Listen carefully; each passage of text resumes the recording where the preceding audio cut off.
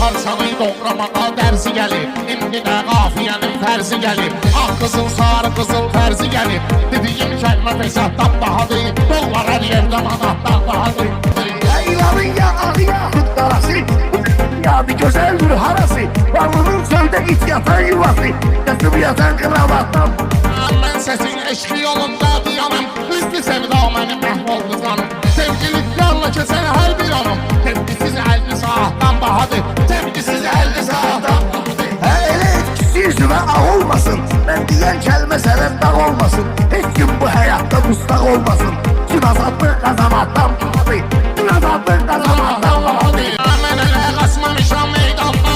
İstəyirsən xəbər al hər yandan. Yaşadım meyxanası Orxandan. Endirimlə 2 qatdan bahadır. Endirimlə 2 qatdan bahadır. Qardaşım yaman gəlirsən ennən, ayırırsan dumanı tez səndən.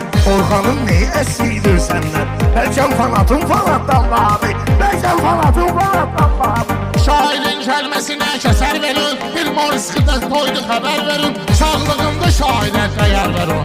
O mənim üçün salavatdan bahadır. O mənim üçün salavatdan bahadır. Aydın da hamımıza iftihar idi. Aparam əzəl adlı qatar idi. Əslində şair elə vüqar idi. Sayıllığı şeiriyyatdan bahadır. Sayıllığı şeiriyyatdan bahadır. Şairlər bir sözü qırğanla deyib. Təbiyyəni bilir yenə daşqınla deyib. Ondaki bir deşən aydınla deyib. Eli boy səmti yanaqdan bahadır.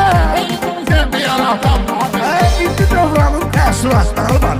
Qasımın həmişə makabatları var. Orta məktəb ləvazimatları var. Oxumaq ləvazimatdan bahadır.